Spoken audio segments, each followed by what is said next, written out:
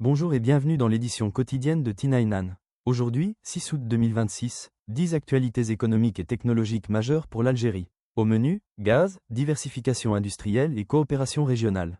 Les exportations de gaz algérien par gazoduc vers l'Europe ont augmenté de 13% en mai 2026 par rapport à mai 2025, selon des données relayées par un média. Cette hausse s'accompagne d'un programme d'investissement ambitieux de 60 milliards de dollars annoncé par l'entreprise nationale pour la période 2026 à 2030. Ces éléments confirment la stratégie de l'Algérie pour renforcer sa position de fournisseur énergétique clé sur le marché européen.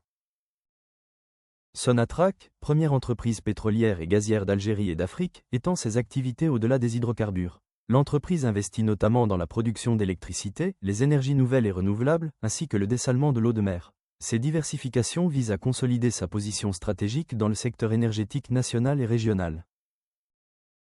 La phase 2 du projet Boustin 3, situé sur le champ gazier de Hassi-R'Mel, entrera en exploitation en 2026. Ce projet d'extension, dont l'investissement s'élève à près de 1,2 milliard de dollars, a été confirmé par le directeur général de la division production de Sonatrach, cité par Radio Algérienne. Cette mise en service vise à renforcer les capacités de production gazière du site stratégique algérien.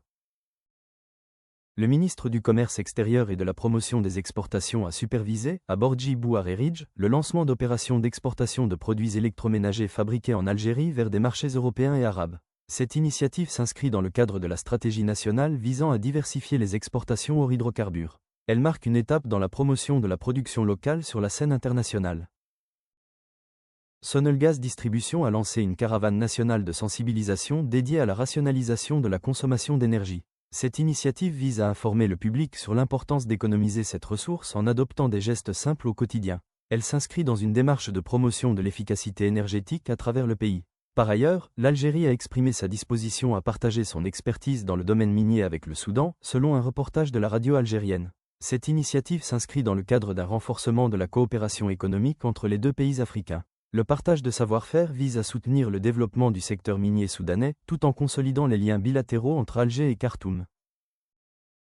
L'arrestation en Algérie de Mehdi Laribi, figure du groupe DZ Mafia, est présentée comme une avancée dans le rapprochement entre Paris et Alger. Toutefois, le texte précise que des points sensibles subsistent entre les deux pays, notamment la question de l'extradition et d'autres dossiers judiciaires en suspens. Cet acte, faisant suite à l'exécution d'un mandat d'arrêt français, est perçu comme un signal politique fort. Il est interprété comme une avancée vers la normalisation des relations diplomatiques avec la France, marquant une étape dans la reconstruction progressive du dialogue bilatéral. En parallèle, l'absence prolongée du président camerounais Paul Biya, parti en Europe le 7 juin pour un séjour privé, suscite une inquiétude croissante dans les milieux diplomatiques. Les partenaires étrangers peinent à identifier les véritables centres de décision au sommet de l'État, ce qui complique leurs interactions officielles. Cette situation, qui perdure, alimente les interrogations sur la gouvernance et la continuité du pouvoir dans le pays.